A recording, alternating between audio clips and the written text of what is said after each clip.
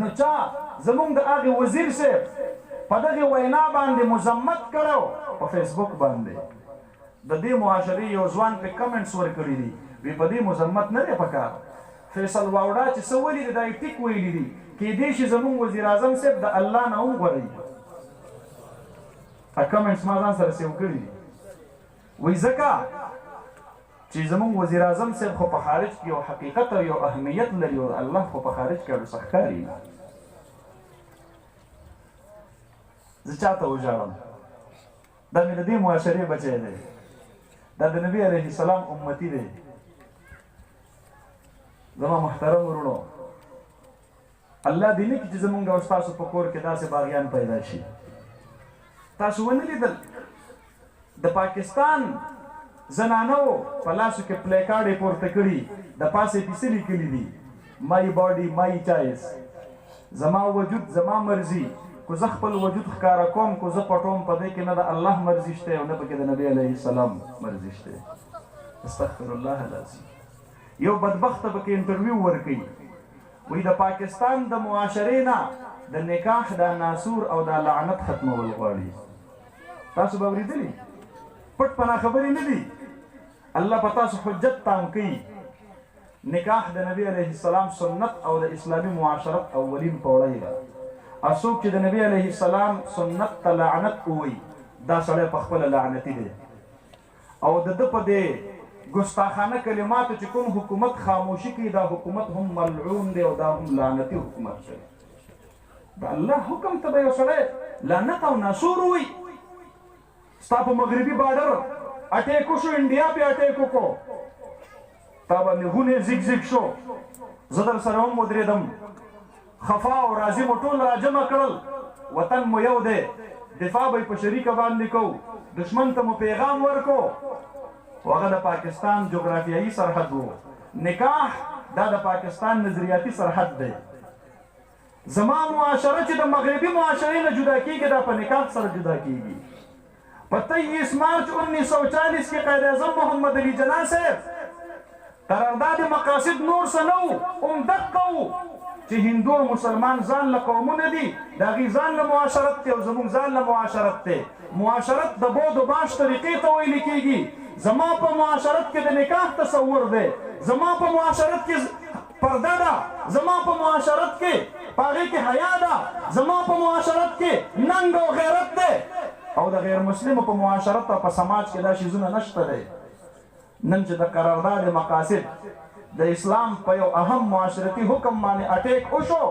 او اټیک پې کړی د پاکستان یو غدار دی نه زما د جرنیل په زړه کې خفګان راغی نه زما د وزیر په زړه کې خفګان راغی نه زما د ټي وي د اینکر په زړه کې خفګان راغی نه د پاکستان د یو شهري په زړه کې خفګان راغی چې د الله حکم ته او د نبي علیه السلام سنت ته لعنت وویلی شو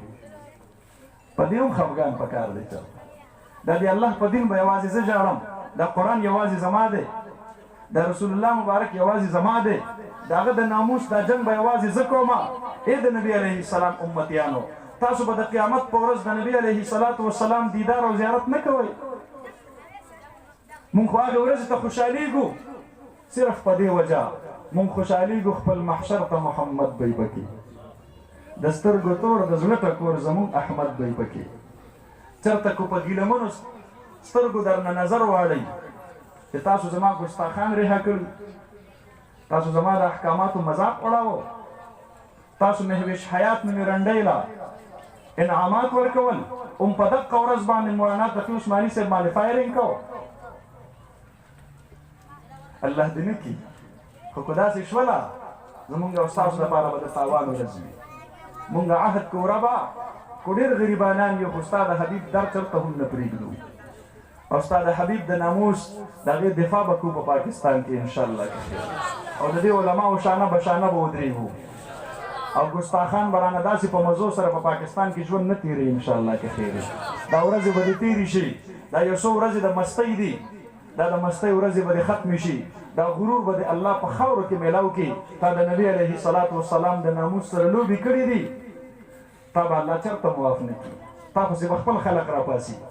تا چې چا حکومت درکړی دی هغه خلق به د حکومت نه بیا راتاوي داسې به دې نه کول زما دې ځوانانو خو په جذبه باندې ملګرتیا کړې وه دې دپاره یې نه وه کړې چې ته آسیه ملعونه رها کا ګستاخانو ته ریلیف ورکا او په جنت البقیع کې حضرت عایشې د سر نه دوپټه ورته وکړه تا د دې دپاره نه وه کړې چې بیبي فاطمه رانه خفه کا دې دپاره نه وه کړې ابوبکر صدیق رانه خفه کا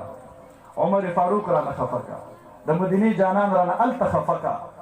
دې دپاره نه وه کړې مونږ ملګرتیا ما ته ډېر ځوانان ووایي مفتي صاحب مونږ خفه یو زه وایم توبه وباسئ الله معاف کوونکی دی کفاره ادا کړئ علماو حمایت وکړئ او دا ووایئ په ژبه باندې یوه پیره چې ای د مدینې جانانه مونږ به ستا د ناموس سره چېرته بېوفایي ونه کړو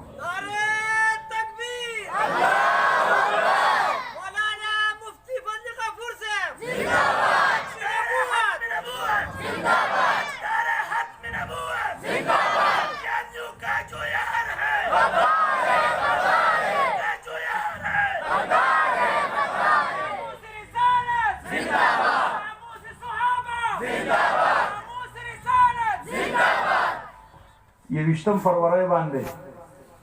باب خیبر کې د عاشقان رسول حاضری بدګي څوک د نبی علیه السلام د ناموس سره ملګرتیا کوي هغه به هلته خپله حاضري لګوي حکمرانانو ته به ښایو چې موږ د نبی علیه السلام په ناموس ته چا سره سودا نه کوو تا ګستاخه رها کړله موږ ستا د دې خبرې ملګرتیا نه کوو موږ ستا د دې خبرې خلاف یو پاکستان دې دپاره جوړو چې ګستاخانو ته به سزای موت ورکړي تاسو به راسره ملګرتیا کوئ انشاءالله زه خو به پکې یم تاسو به پکې شریک یې انشاءالله الله دا منظر ووینه دا لاس چې چا پورته کړي دي دې خلقو ته د نبی علیه السلام شفاعت نصیب کړه الله رب العالمین دا لاس چې چا پورته کړي دي دې د نبی علیه السلام د غلامۍ حق ادا کو د امتی کېدلو حق ادا کو مونږه ستا د حبیب په بېعزتۍ باندې په پاکستان کې خفه یو او مونږ به ستا د حبیب د عزت زندگی د هغې به مونږ انشاءالله دفاع کوو د هغې به مونږ دفاع کوو او مونږ به د ختم نبوت دفاع کوو انشاءالله او د مدینې جانانه خو ستا د عزت دفاع زمونږ په لاشونو باندې کېږي 1000 بار حاضر دي ستا دپاره که زمونږ په ځوانو باندې کېږي 1000 بار حاضر دي ستا دپاره که زمونږ په وینو باندې کېږي زمونږ د وجود د وینې یوه قطره ستا د ناموس نه او ستا د ختم نبوت نه 1000 ځله قربان شه مونږ به حاضر یو انشاءالله لبیک الله خدایه دا منظر ووینه الله رب العالمین دا ځوانان حاضر دي دا مشران حاضر دي دا ماشومان بچي حاضر دي رب ذوالجلاله زمونږ په وس کې نور طاقت نشته دی مونږ صرف خپل اظهار کوو الله مونږ ستا د حبیب د ناموس دفاع هغه په پاکستان کې غواړو او انشاءالله پاکستان به هم زنده باد وي او په پاکستان کې به ناموس رسالت زنده باد وي په پاکستان کې به ختم نبوت زنده باد وي په پاکستان کې به قادیاني مردباد وي په پاکستان کې به د دین مدرسه زنده باد وي په پاکستان کې به ستا د شرابخانې مردباد وي په پاکستان کې به زما د تهجد د وخت تلاوتونه زنده باد وي